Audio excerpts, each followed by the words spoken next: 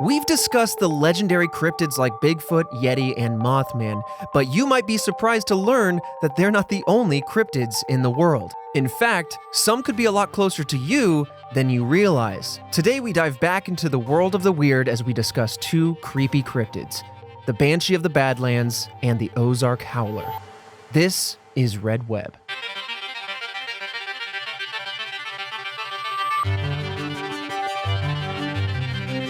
Task Force, welcome back. It's Monday. You know what that means. We've got another mystery for you. I'm Trevor Collins, and with me, as always, coming in blind, is Alfredo Diaz.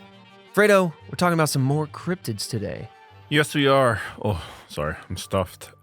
We ate so much pizza just before this podcast. The kitchen department of the task force headquarters came in with some pizza monstrosities for us to test out. There was a collaboration between our R&D and our kitchen. Yeah. And so we're coming in with a rock in our stomach.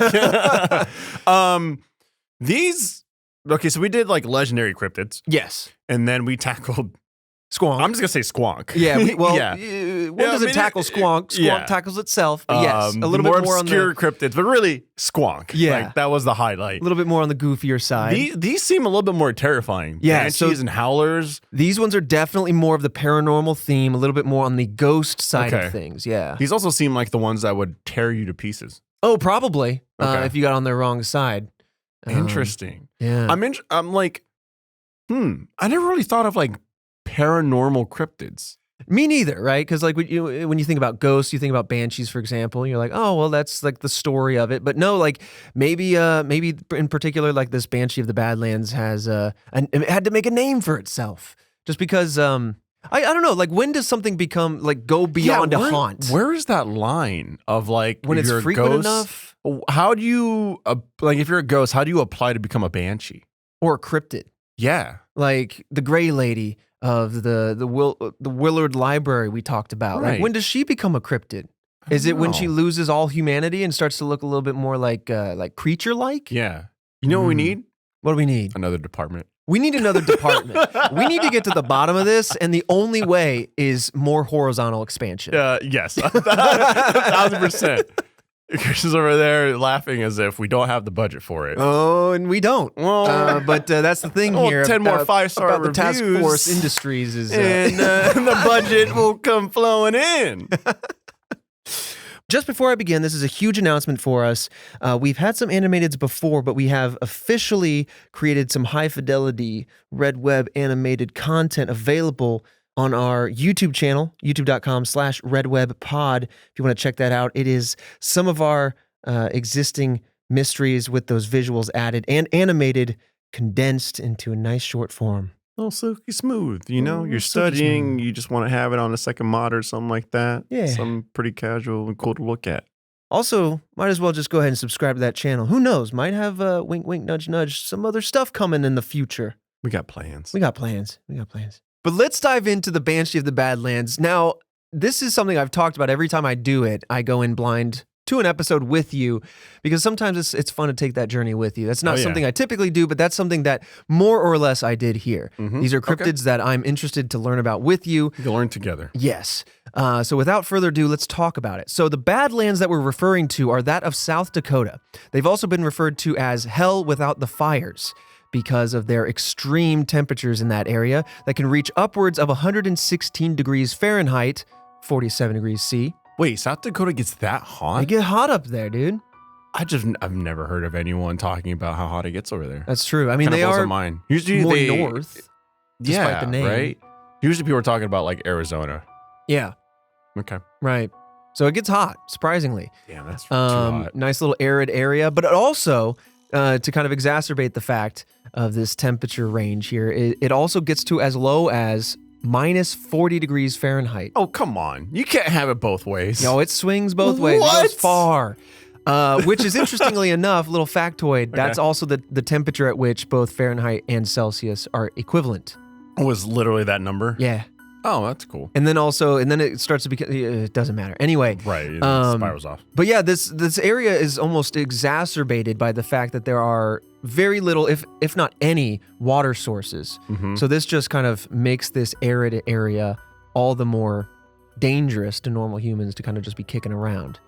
I have a question. Yeah. Why aren't there any like cryptids like in the hood? Like honest question.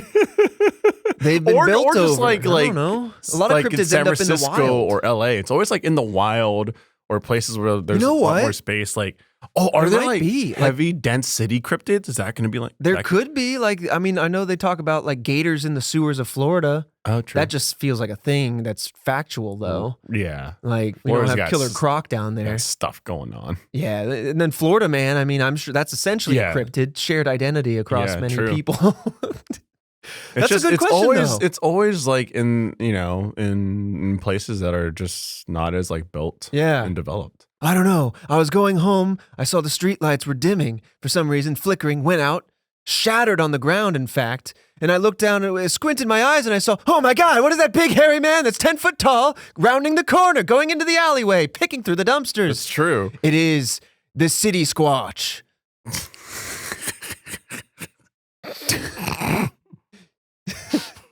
Could you tell I made up that name as I was saying the syllables? Yeah. Really? That obvious, huh? The deafening silence after you said that name. Maybe that's because the thing would be like fully jumped and removed from the city. Right. I don't think anyone's chill with a giant creature. Of cameras, and then there's police all over the place, or just civilians themselves that are just like, hey, get off my street. I guess some people are more aggressive. Is that what you do? You would just, hey, this is my street. Right, because I would think it's not like some cryptid. If I was like walking, hometown San Francisco and I saw something big here, I'm like, that's just some person in a costume. I'm not going to think it's like Bigfoot, right? My mind wouldn't jump to that. Just because, again, you don't think that cryptids are in L.A. Ooh, you don't. You know what? I feel like New York deserves a cryptid, but San Diego maybe as well. Just because there's a lot going on in San Diego. They got Comic-Con. They can blend right in. Dude, that's true. That is a time for Sasquatch. You're like, oh my God, that's an amazing Mothman cosplay. And the thing turns around and he goes, and then you go, oh my God. Wow, they're really committed to this outfit. Wow, you're really committed. Your eyes are terrifying. Yeah. Whoa, is that a squonk? Whoa, my body's being swamped. All right, let's.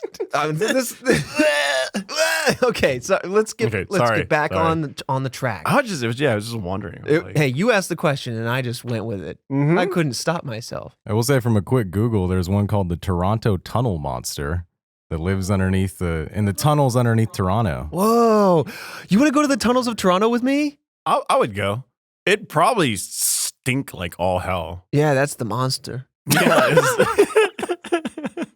So, the Badlands are made up of layered rock formations, steep canyons, and towering spires. There are bison, bighorn sheep, and prairie dogs as the kind of main fauna that you'd see in the area that spread through these grasslands. And in these Badlands, there is said to be a ghostly woman that haunts a butte. Wait, what? Butte. Haunts a butte. Excellent news. I was terrified. Dude, haunts a butt. What? My cheeks! She haunts a butte, which I know is actually a geographical formation, and is sometimes accompanied by a skeleton that enjoys music. Wait, what? Yeah, that's what we got. Okay. She's got a familiar with her. I'll be honest. I thought I would be desensitized with because it's squonk, right? You look at it, it melts. What the hell? Right. And wait, so it's just like skeleton that just like plays music? What instrument does it play? Or just enjoys it. Oh, okay. So maybe that's a way to calm it. If you're out there, you hear a screech, you look around, you hear the rattling bones, and you pull out your ukulele. Your Spotify playlist. Yeah. You're like, listen to this, and you put on some Katy Perry. And it's like, yo, what you think of Drake's new album? You know what? I really enjoyed it. Well, obviously, this ghostly woman, this apparition, is known as the Banshee of the Badlands. And banshees, just for a little bit of backstory here, are creatures from Irish folklore that are said to let out a scream to signal approaching death of somebody. So they are essentially a harbinger of something bad to come. So to expand on this, there is actually an Irish tradition where a woman will perform a lament after the death of a loved one. This is acted as a basis for the legend of the Banshee. So essentially, this legend is grounded in reality, that this is a traditional activity that people would do. And banshees are known to follow Irish families around. So some think that this Banshee of the Badlands, could have followed migrants from Ireland over to the Americas. Oh. Yeah, like come with them across the seas via boat sometime back in the 1800s. I took it as originally when you said it that like I'd be safe because I'm not Irish. Oh, like, Yeah. I mean, if they still follow Irish families, Right. it would stand to reason. It's just that they are here now because this isn't Ireland. Why would they be here? Oh, maybe they came over. They came over with emigrating families. Right. No, that makes sense. So most of the surnames that end up associated with the Banshees, to kind of illustrate the fact that it follows traditional Irish family names, they tend to have prefixes like O, Mick, or Mac associated with the family names that they follow. These are prefixes typical of names that are of the people that are native to the insular Celtic lands. The term banshee itself describes a female spirit in Irish folklore who heralds the death of a family member, usually by wailing, shrieking, or keening. So, all my Irish cohorts out there, if you hear some screams in the night, I don't know what to tell you about it, but something's coming. Well, what can you do? Can I hear 80% of a scream if I'm 80% Irish? I'm not. Oh. Or am I like 20% safe? No. It'd probably like gravitate towards you more. You probably have the ability to carry it with you. Oh, but not enough to be haunted by it. It's just like, no, she could be my familiar. No, but it's 80% though. It's not full though, you know? No, like you're it's like that's essentially glass half empty, you know what I mean? So like if the banshee were to like hit us right now, I'd run away from you. I would be like, come to me. I wouldn't be near you. But like, I don't know if I heard a screech like that and for some odd reason like I knew it was a banshee, like you're just screwed. There's nothing you can do. Like, right? You're not gonna have the brothers from Supernatural bust in and then start saving your life and pull out all these weird chemicals or like crucifixes or other items to fend off supernatural spirits. Like how would you even know? You don't. You die. Yeah, I mean, the thing, it doesn't seem like it attacks you. It seems like it's basically saying like, I might be scared to witness, and I'm going to scream around you to indicate that somebody in your family, perhaps yourself, is meeting their end soon. Oof. Because I don't know if it's the one doing it. Or maybe it is. Maybe it says, I'm screaming because I'm coming for grandma, and like, you know. Yeah, I took it as like, hey, it's going to attack. That's kind of worse. Like, because then you don't know what to expect. Well, because even then, it's just like, I'm sure there's no like, hey, when the banshee screeches, you have 12 days. It could like screech and then your death could be like years from now, unless you tell me otherwise. That's how I look at it. Yeah. And then you're always living in fear, which is kind of worse. Yeah. I would not want to know when my time to go is at all, because then I'll just think about it all the time. I know, right? Maybe the banshee's just like, fear salts the meat. I'm going to get you ready. That's actually a pretty good banshee voice. Man, this is really interesting. So accounts of the banshee date as far back as 1380. Holy hell. And I'm going to do my best to state this publication's name the way it should be. It's a very complicated name, and there's not a whole lot of resources that empower me to hear it. So I'm going to try my best here. The Cathraim Thordhilbag. Oh my goodness. I tried my best. Thordhilba. I believe that's as close as it's going to get. I'm trying my best here. But now, according to the Irish, the Banshee of the Badlands in particular, maybe this is why it became a cryptid, because this particular one got to be well known. Maybe it didn't follow an individual family, but instead a group of Irish folk in that area. So, according to historical Irish people, it would appear out of the darkness when members of certain clans were nearby in order to warn them of their approaching death. She comes out at night when the sun has set and the noises of the wolves and the owls inspire... Okay, pause. Owls. Instantly the harbingers of the harbinger, right? You see what I'm saying? There's the connection. Here it is. There's the connection. So when the sun is set, darkness has fallen, and the noises of the wolves and the owls start to inspire that uneasy feeling of anybody staying in this desert of the Badlands, that is when it's said that she would come out. And it's interesting. It seems like whoever kind of the historians that have talked about this, I mean, obviously, if you're uneasy, you might be willing to see what you're expecting. But also, what better time than when you can't see anything and you kind of blend in with the noises of the night. The time frame very conveniently lends itself to your mind playing tricks on you. Yeah. Is there anything tangible? Is there like a museum somewhere in Ireland where there's like a cloth that was like supposedly cut from a banshee or anything? Well, I'm going to throw it to Christian for more of that, because while we do have sightings and some theories to come with regards to both of these cryptids for today, I don't know the goings on of our future notes. So, I mean, even Bigfoot had some pictures. Right. Had some pictures, had some footprints, had some tufts of hair that people I guess Squonk didn't have anything. Oh, that's because Squonk melts into water. That's true. Is this Squonk water? Is this cup of Squonk water, or is this just normal? Here's the thing, though. If we were ever to see Squonk, I would run over and scoop up the goop. Oh, you're going to scoop it? Yeah, then we take it back to the lab over at Task Force HQ. And obviously, because we have a lab department, we don't even need to pay for that. That's already existing. Yeah. They test it. Right. The laboratorians. Yeah. Mm-hmm.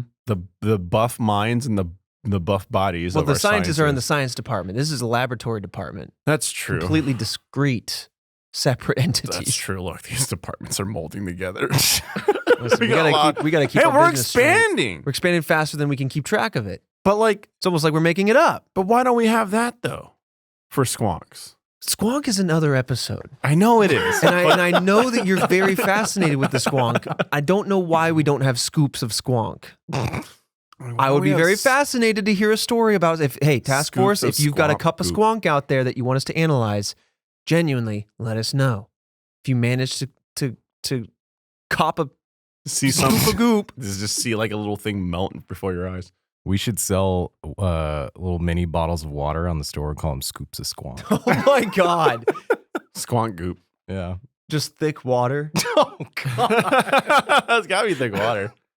Maybe some googly eyes in it.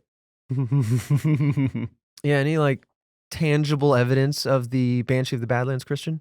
Oh, I thought you were asking about Banshees in general. Of the Banshee of the Badlands, no, there's no specific like photo evidence, video evidence. I'll take Banshees in general. Yeah.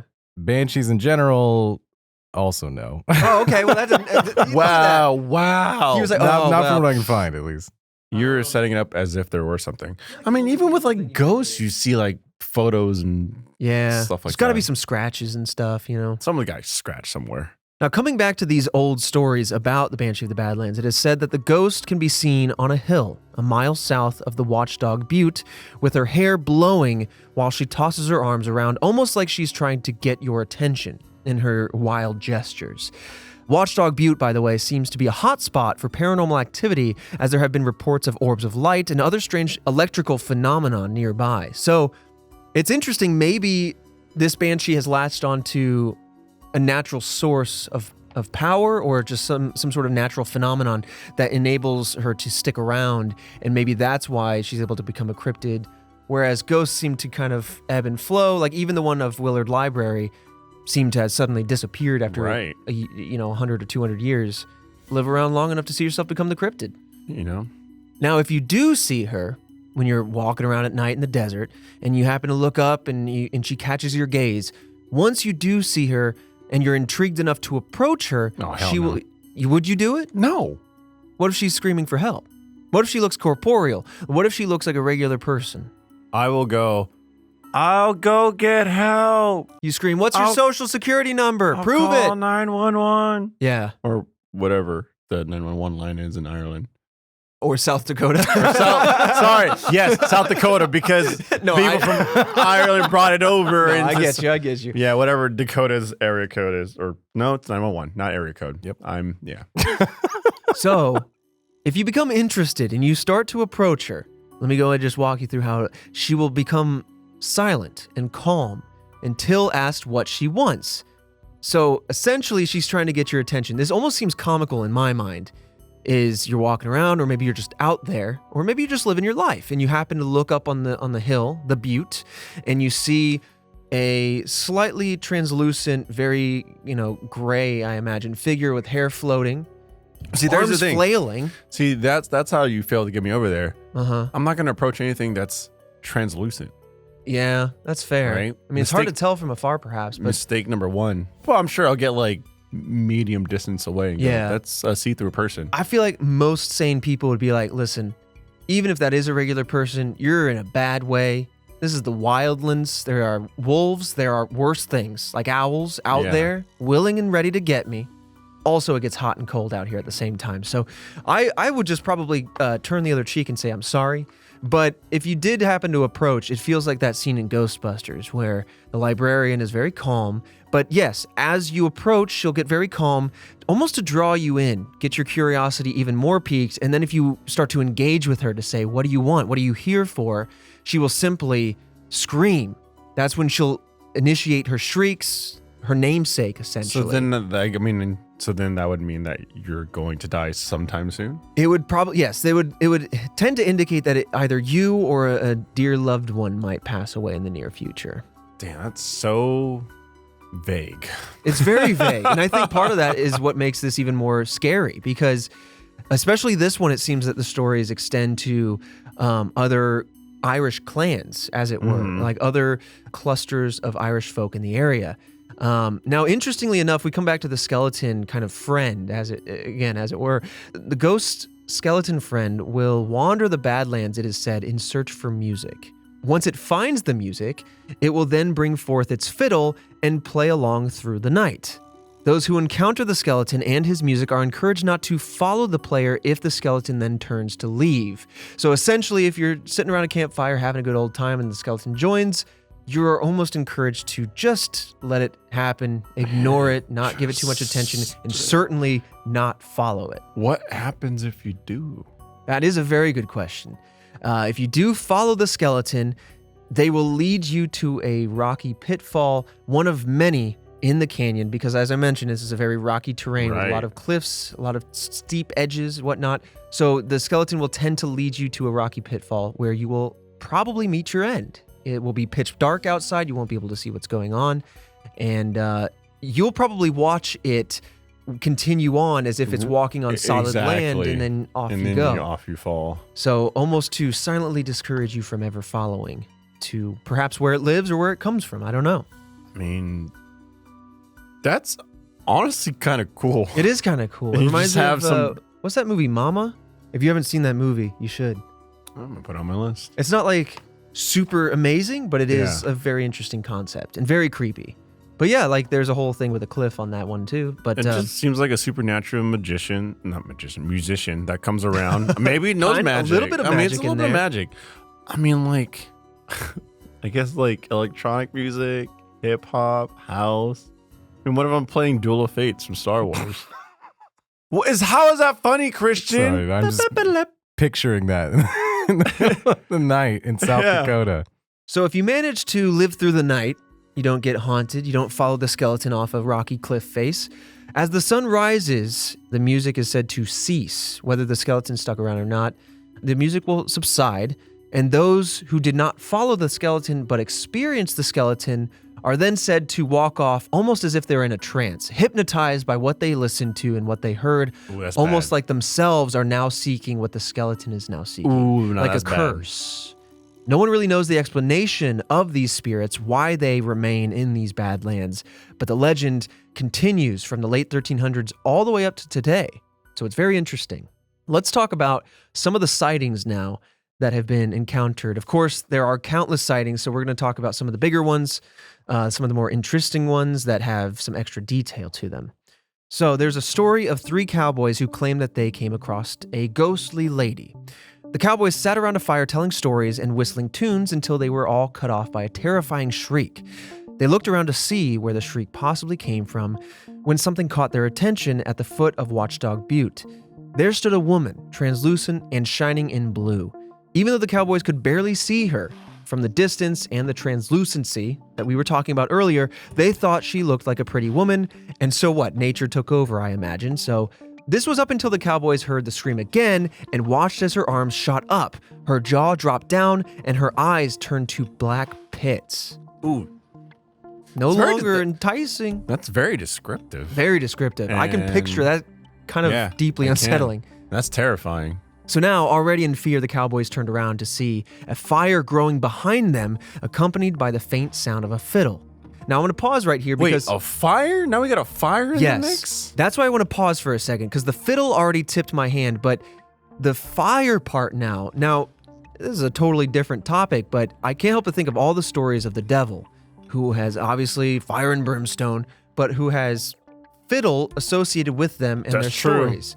You know, whether it be the devil went down to Georgia or what have you, there are quite a number of very interesting stories where musicians or otherwise have come across the devil and his fiddle. And so this almost seems to feel very reminiscent of those stories. And I almost wonder if there isn't a similar origin here, or if there isn't maybe some sort of crossover. Yeah.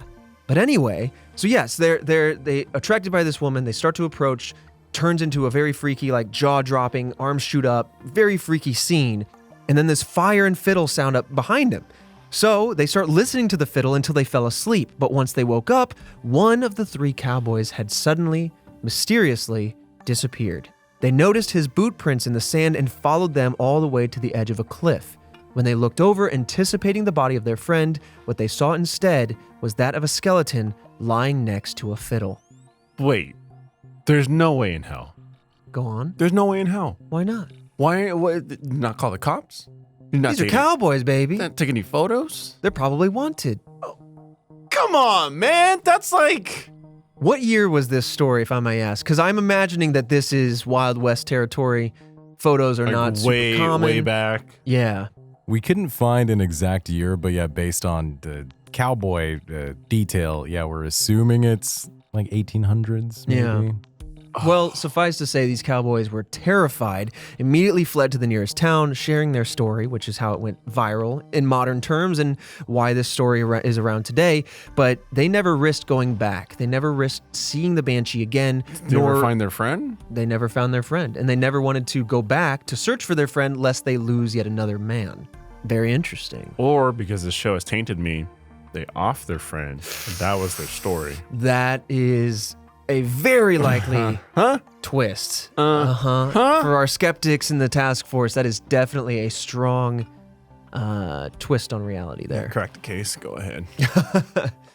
Now, maybe this is part of the origin of the Banshee here, but it is said that a woman once died near Watchdog Butte, the butte that we keep talking about here in the Badlands. And ever since then, hunters, cowboys, warring parties that came through this area all claim that they have heard the shriek of a woman warning of death. So it's interesting that maybe this is the origin. It's counter to the Irish backstory of banshees that we were talking about, but maybe that's why this person is locked to this area. And maybe she's not as terrifying as we once thought. Instead, she's trying to turn people away. Maybe this skeleton lured her to her own death, and she's just kind of associated with it because she's trying to protect this area, protect people from the dangers of this area, and keep them alive by screaming at them. What better way to do it from the dead than to scream and scare them away? That is a really cool perspective. I never even thought about that. You know, ghosts are just people too. Well, okay, well. I tried. Yes, and maybe. But yeah, you know, maybe a little positive twist on the old paranormal. But it's unclear whether the death of this woman was related to the Banshee or if this woman herself ended up becoming that of which we know of as the Banshee, or if people knew of this legend and this kind of knew the story of this woman dying or of the Banshee and conflated it all and just kind of built up the idea of this legend in their minds, you know? One other interesting note, and it's less of a sighting and more of a report, but one other interesting note I have here is of that of King James of Scotland. So before he was murdered, it is said that he reported that he encountered a Banshee at some point in time. That is very interesting to me, and it kind of adds some credence to the idea of the Banshee being the harbinger of death, in this case for oneself. But with that said, we can move on to some theories. Okay. But that's a whole king coming out saying, hey, I heard something out there in the woods the other night, and then bopped. Yeah, I guess like that'd be the equivalent of like the president saying they heard a Banshee and then passed away. Or maybe it was maybe somebody that did this, the murderer, was out in their front yard a couple nights before just wailing away, screaming from behind a tree, and then did it. Seemed like it was. And then was like, hey, let's not look any closer. It's an open shut case. It's a Banshee. The Banshee did it. Yeah, because back then they were a lot more superstitious. Mm-hmm. It's very true.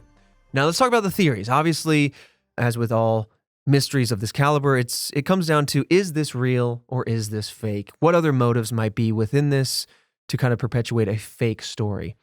Now, while there are many alleged stories of encountering this Banshee, there is not much, as you asked for earlier, there's not much physical proof to adhere these reports to reality. A lot of it is just anecdotal. The legend of the Banshee could be ruled out as a hoax due to their supernatural abilities, such as vanishing into thin air, floating through the air, electromagnetic interference causing surrounding light sources to flicker or malfunction, and the ability to predict death. These are all attributes of the Banshee that are otherwise not justifiable or proven by science, and thereby really open it up to, hey, is this real? Like, let's just cut to the chase. Is this real?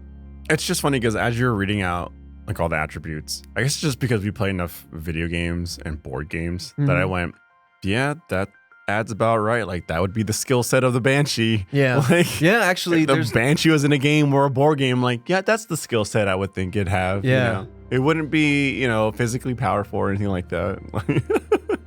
It's mostly just guarding, in my experience in games, like swampy areas, graveyardy, foggy areas. And then, yes, they definitely wail at you and they definitely swipe at you. Yeah. Now, a lot of people believe that Banshees are unlikely to be real, not only because of their attributes, but also because that they have a firm footing in Irish traditions and culture. And when you look at traditions on the whole, especially supernatural-focused traditions, they tend to lack hard evidence or hard proof, much like we talked about here. And so a lot of people just fall into the camp of, yeah, this is a nice story, like it's traditional and it stems from a time where we might have known less about what goes on in reality. And this was part of filling in those gaps. The mysterious sound in the woods, accompanied by people passing away, what have you. And expanding on that, using kind of the definition of a legend is a traditional story sometimes popularized and then regarded as historical, but is typically unauthenticated. And so within those realms, it is kind of almost self-admitted by being a legend that it is potentially real, but likely not.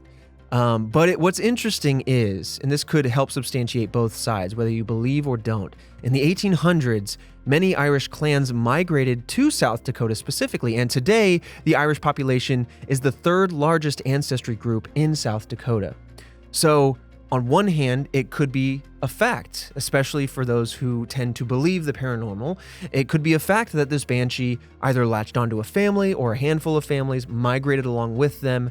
It could be that their belief in this tradition actually created that. I mean, I know that a lot of people subscribe to that. Like, if you believe in this deity or in this entity, whether it be a ghost or otherwise, that it actually creates that. It substantiates it in reality in a way, which is a whole different topic. Or it could be that the Irish moved to this area, bringing their stories along with them, and those stories spread to either the indigenous peoples or other individuals in this area, and then that kind of sparked interest and intrigue, right? You and I would share many interesting stories, such like, I mean, we do a whole podcast because of your interesting story.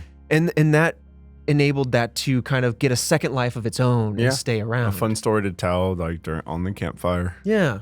But long story short, I mean, that is the Banshee of the Badlands. Very interesting story. And I do honestly just like that it stems from, there's just no other story that I've really been familiar with that is a ghost or a cryptid or a mixture of both that is transcended from one country to another, or has, in theory, moved along with a people. That's so interesting to me.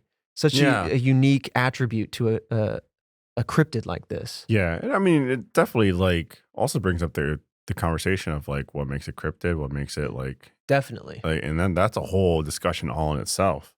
But the fact that like it migrated through people, and hey, who knows? Like maybe you could apply that to other cryptids like squonk. Maybe squonk is native to some other area, and then it was a stowaway on a ship or something. Yeah, you know what would be no really, one looked at it, and then really mind blowing. No one looked at it. What do you mean? How else would it survive on the ship, Christian? We don't go in that room. Why? Expert. I don't know. One time somebody went in there and they didn't like what they saw, so we just never went in. Yeah. And then it made it all the way. A little squonk with her squonklets. I guess what would be really interesting, and I keep teasing this idea, and I know we finally have it on the docket now, Christian, to explore the idea of a hollow earth and all of the stories that kind of dovetail nicely into that theory. Yes, I wanted that episode. Yeah, because I mean, there's hollow earth as a concept, but then there's a bunch of different stories that are in our kind of field of expertise that all touch on that as an idea, but they're all completely different ideas or all completely different stories. One, I'm just kind of making up on the spot here, but I'm sure a lot of people believe is that if this earth was hollow and that there was a biome within the earth. Yep. Could you imagine, let me just cut to the chase. Imagine you found a deep hole in the earth, you rappelled all the way down, got there, gravity inverted, and you're walking around on the inside of the earth's crust going, oh my God, there's a squonk, there's a Bigfoot, there's a chupacabra. And you just start seeing all these cryptids, and every now and then they maybe just make their way up by accident. They're just displaced and misunderstood. And you're just bolting because chupacabra and Bigfoot are after you. No, while they're not things after are you. popping and melting all around. They're you're seeing squonks. Jesus Christ. No, see, they're telling stories about the cryptid humans. They're like, oh my God, did you see that? Was that a human? You know, ghosts are walking around going, oh my God, Mom, I went to ghost school and I came back. I think I saw a human. I mean, is there just like any form of life like within the closer towards the core? Just like, I always say tardigrades, maybe? Yeah. Subcellular life that is just like hard to kill. I don't know. It's like condensed minerals and it's hot. It's hot down there. It's just hot, but I mean, just so you gotta get so far down. Yeah. I don't know. Maybe you got sandworms that just haven't shown themselves yet. Big, get like crystal geodes or something. A real Dune and Tremors situation going. Oh, Tremors. Let's take a quick break of talking about creepy cryptids to hear words from our sponsors. With HelloFresh, you get farm-fresh, pre-portioned ingredients and seasonal recipes delivered right to your doorstep. Skip trips to the grocery store and count on HelloFresh to make home cooking easy, fun, and affordable. That's why it's America's #1 meal kit. It's all about convenience with HelloFresh. Not only do the ingredients come pre-portioned so you're not overbuying or wasting food, but it's easier than ever to get filling meals on the table in a snap with options like family-friendly or quick and easy recipes. HelloFresh's chefs really know how to diversify the menu with seasonal recipes like salmon limon and pasta primavera. I get HelloFresh right to my door. It's easy, convenient. I have the little recipe cards. I actually keep those because I can revisit those meals if I want to in my own time. And make them myself or even spice things up. But it's nice that all my bases are covered. I have it there. It's pre-portioned. I could just cook it and then I can, kind of I'm not big in the kitchen. So this really baby steps me into the kitchen and the world of cooking. So HelloFresh has been a great experience. Go to HelloFresh.com/RedWeb16 and use code RedWeb16 for up to 16 free meals and 3 free gifts. That's 16 free meals and 3 free gifts by going to HelloFresh.com/RedWeb16 with code RedWeb16. HelloFresh, America's #1 meal kit. If you're listening to Red Web, you probably enjoy stories of conspiracy theories, cults, and maybe even scams. Maybe you'd also enjoy learning about money laundering. You can get all that and more on The Jordan Harbinger Show. It covers a wide range of topics through weekly interviews with guests that offer an inside look at worlds most of us don't get to see. The Jordan Harbinger Show brings in experts who've been on the inside. Check out his episode on illicit gold smuggling and the dirty money funding it, or his recent episodes on the language of fantasism. The Jordan Harbinger Show also covers technology stories like deepfakes, telepathy, and preventing a superbug epidemic. Check out jordanharbinger.com/start for some episode recommendations, or search The Jordan Harbinger Show. That's HARB as in boy, IN as in Nancy, GER on Apple Podcasts, Spotify, or wherever you listen to podcasts. This episode of Red Web is sponsored by BetterHelp. Life can be overwhelming, and many people are burnt out without even knowing it. Symptoms can include lack of motivation, feeling helpless or trapped, detachment, fatigue, and more. We associate burnout with work, but that's not the only cause. Any of our roles in life can lead us to feel more burnt out, and BetterHelp Online Therapy wants to remind you to prioritize yourself. Talking with someone can help you figure out what's causing the stress to your life. BetterHelp is customized online therapy that offers video, phone, and even live chat sessions with your therapist, so you don't have to see anyone on camera if you don't want to. It's much more affordable than in-person therapy, and you can be matched with a therapist in under 48 hours. Task Force members get 10% off their first month at betterhelp.com/redweb. That's betterhelp.com/redweb. And back to the creepy cryptid episode. All right, let's talk about the Ozark Howler. The Ozark Howler is a creature that has many other names, Ozark Howler being the kind of main one, but they're also known as the Ozark Black Howler, the Hoo-Hoo, the Nightshade Bear, and the Devil Cat. What's wrong? The hoo-hoo? Yeah. Okay. It seems owl-themed. It does. I'm immediately on guard. My defenses are up.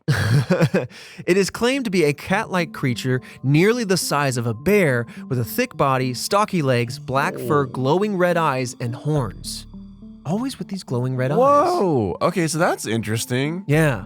A cat the size of a bear, Yes. glowing red eyes, and horns. Mm-hmm. I would not have guessed that at all.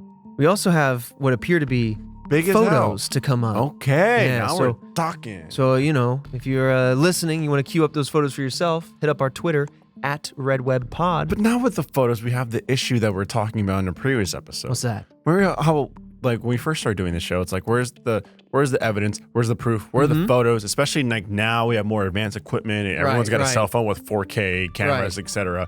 And then you show me the picture. It was in the library, I think, of like ghosts and stuff. And I'm like, that just looks like a person dressed up, right? So now it just gets to the point where it's like movies and CGI is so good, or like just actual physical prop makeup and all that kind of stuff is so spot on. It just looks like it's a part of a show or something like that. I say this myself, but a lot of people, it's popular to say, hey, ever since we all got smartphones in our pocket, aliens disappeared, Bigfoot stopped showing up, and like, why can't we capture this stuff in 4K?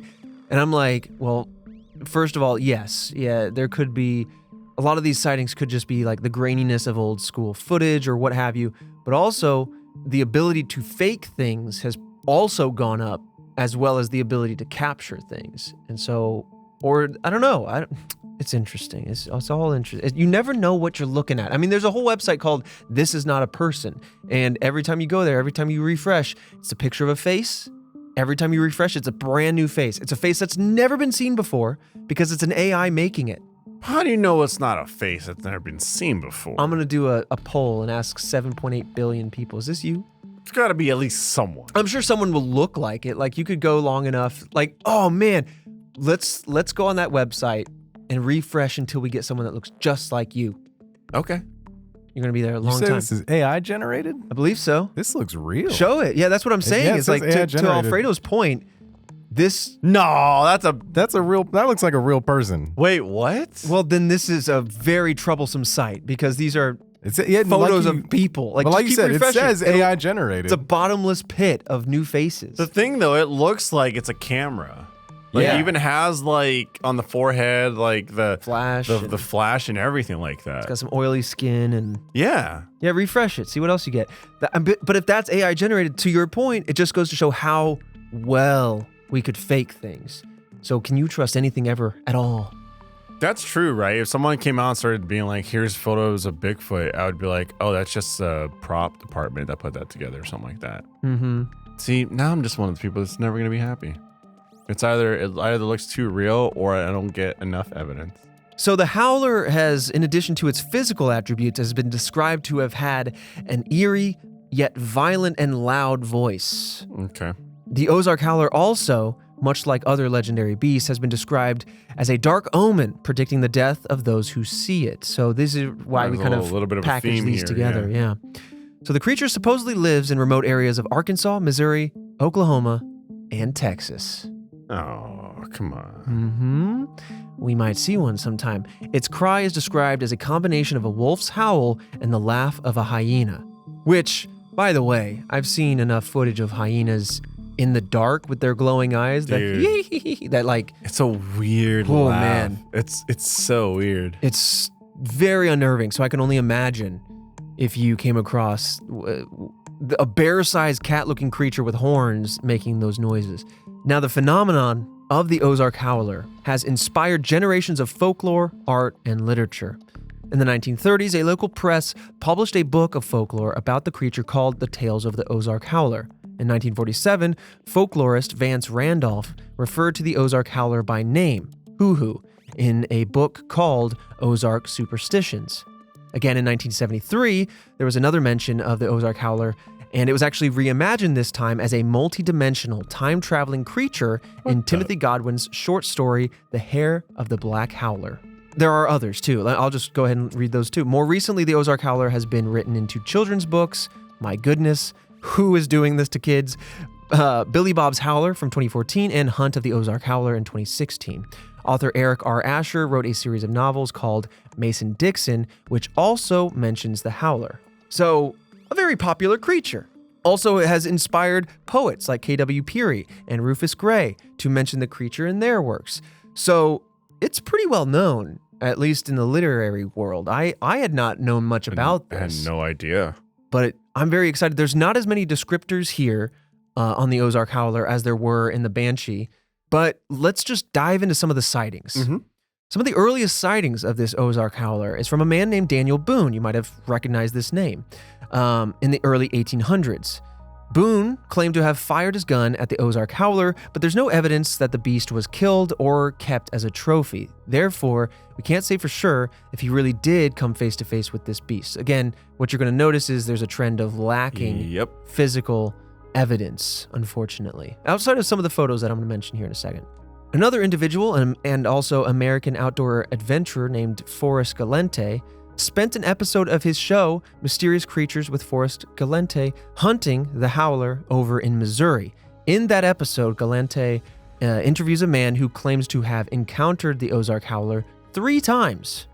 He then says he was going to use his wildlife biologist skills to trap the Howler. He tries to catch it in a cage and holds a piece of meat up as bait in the cage, but only ends up catching wolf pups, which, for me... It's kind of cute. Kind of cute. Let those pups out, let the mom have them. Yeah. But also tends to indicate if the voice of this creature is a mixture of wolf howls and hyena laughs. True. And you're catching puppies in an area that you think you saw them. Oh, man. Are you not just seeing you not just seeing wolves? Wolves can get pretty big. Yeah, and if people don't know, I'll be real. I've seen a bear only at a zoo. I've seen it from afar. I know they're big. But if I saw it in front of me, like a grizzly or a black bear in front of me, I would be like, oh my God, that's massive. Yeah.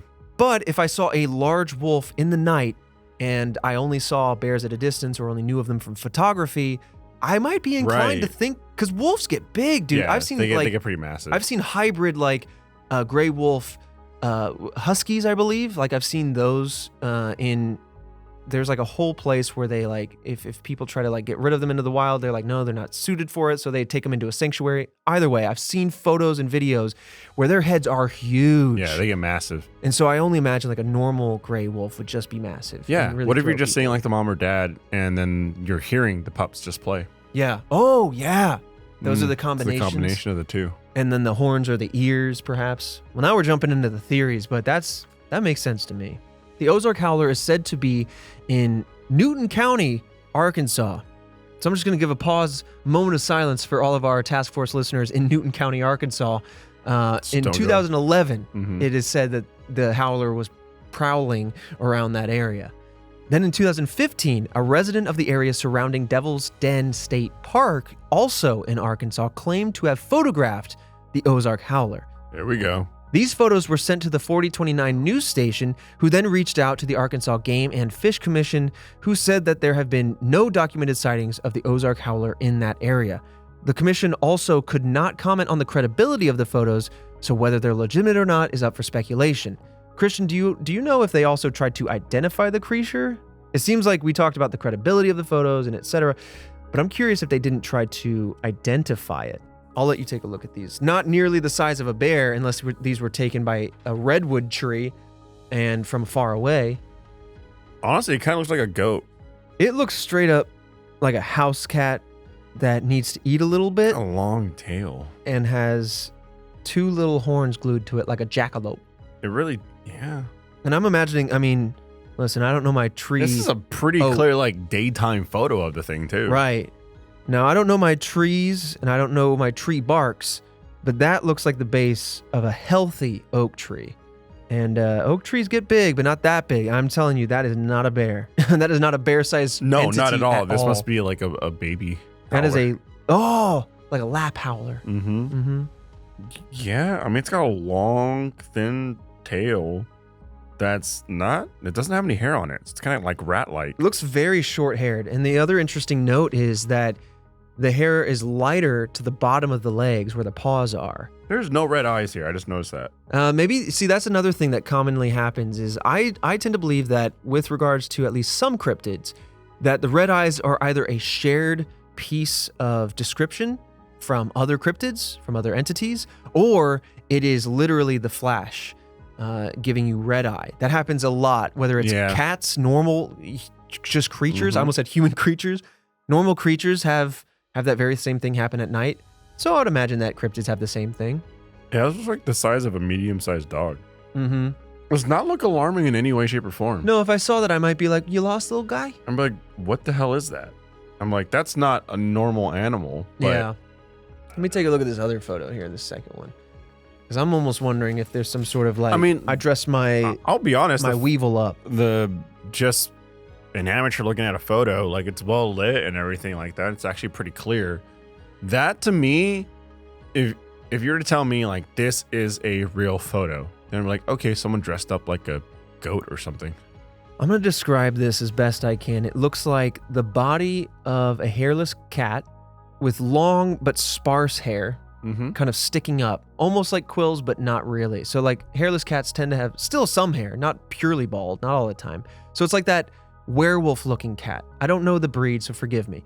Long scraggly tail to go with it. All that makes sense. The face looks dog-like. It almost looks like a ferret's face or a ferret's head, but much bigger. And obviously not on the body of a ferret. And then the horns are very interesting. They are symmetric and they don't look like they're just placed there, but it's hard to see in this kind of quality. I don't know. From what I'm looking at, I'm not seeing anything where any experts tried to officially classify or decide what it was. At least in that moment, right? Yeah. I did see there's a little more detail from the person who took the photos where they said that they were up near Yellow Rock Trail at the park and they saw this creature chase a squirrel up a tree. They said it moved like a cat, and then they said it was yelping and scratching at the tree, and then once it got the photos, it turned to look at him and then just wandered off. Interesting. That reminds me of a video where a cat was barking out the window at other dogs, at dogs, and when the owner walked in the room, they filmed it, their cat's barking, and then the cat turns around eventually, sees the owner, and like kind of looks shocked, and then looks forward again, and then starts meowing, and then walks away from the window. What the hell? Cats are smart like that. I'm wondering, like, if this isn't some sort of, like...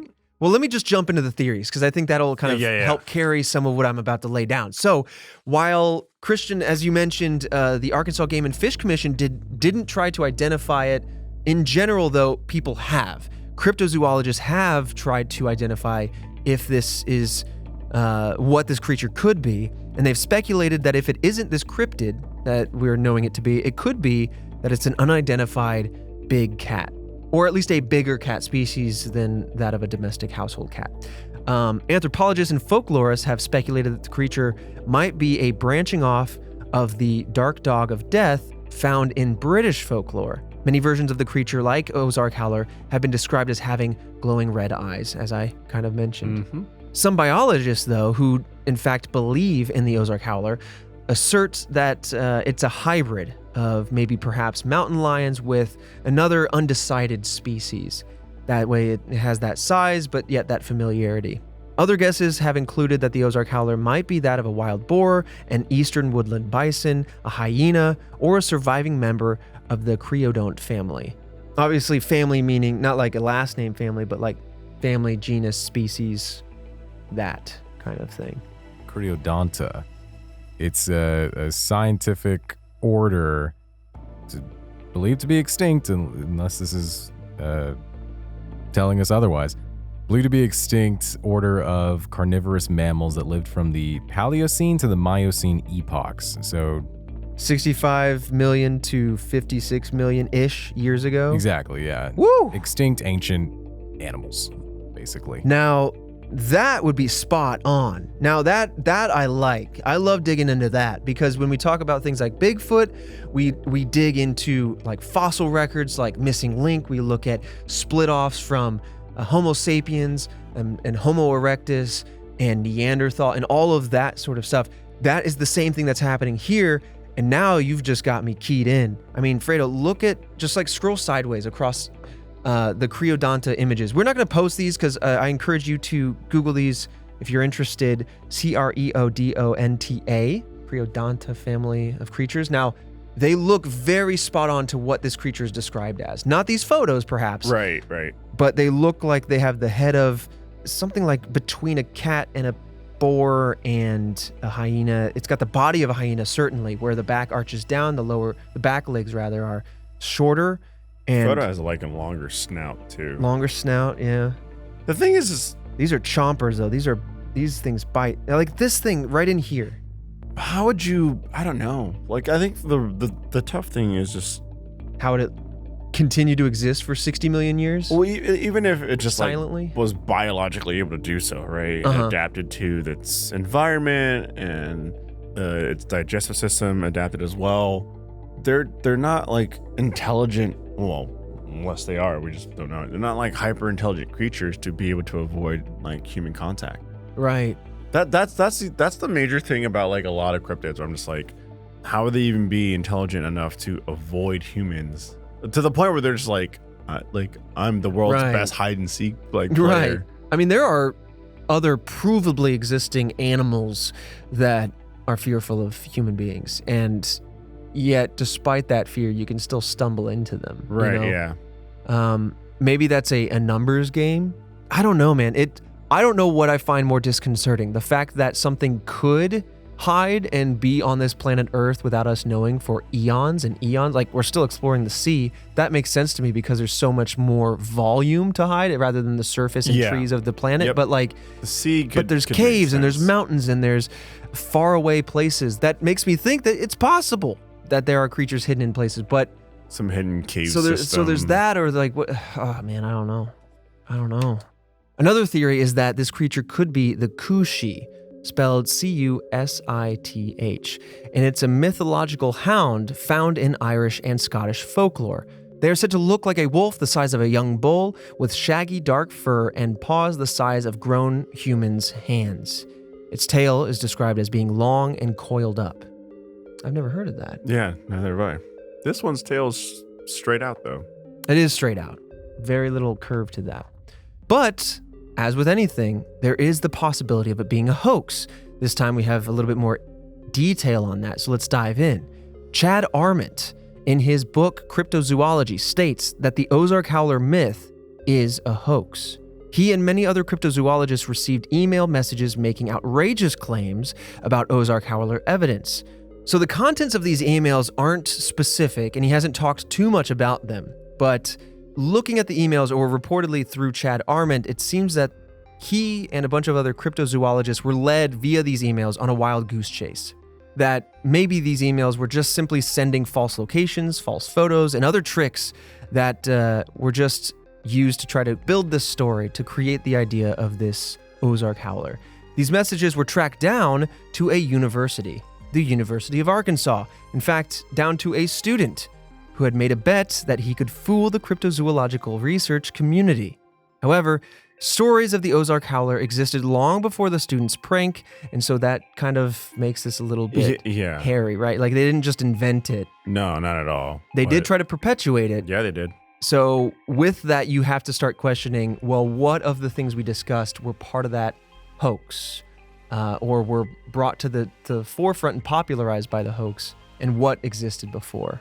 Jason Offutt, in his book, Chasing American Monsters, writes that, quote, many people have dismissed the Ozark Howler, but Howler sightings stretch back to the early 1800s. Cryptozoologists have endorsed the book as highly recommended, writing, quote, Offutt does a special service to the field of cryptozoology with this new book. Now, it doesn't necessarily outright prove that what he's saying about the Ozark Howler is factual. They're just kind of broadly saying that his book is good. Yeah, maybe just lending a thumbs up to the research behind it, you know? I don't know. that's all we have there on that. But it's interesting. Another interesting one that I hadn't really known much about. But hey, it's in Texas. Well, hopefully I won't come across it. I wouldn't want to be the one to discover any of these cryptids. I like the idea that we start this episode asking for city cryptids, and maybe someday you and the missus are just walking around downtown, going about your theater life, going from one musical to another as you do. Yep. And I'm on that kick now. And then in the night, you're walking with young Bruce Alfredo and young Bruce Diaz, and and you come across an Ozark Howler who snags your pearls and the pearls leaves Bruce over your mangled corpses. And now we have oh my god, the Howler Man, the sequel to the Mothman. Oh my god. Anyway, interesting. I mean, not much more to say on that. How do you feel about both the Banshee and the Howler? I mean, that the Banshee, I just feel like it's just this big tale, right? That's been told over time, and then that's just kind of where it's at. And then the Howler, I mean, there's a photo there. I mean, that looks like it was an actual photo, but I mean, I'm just an amateur.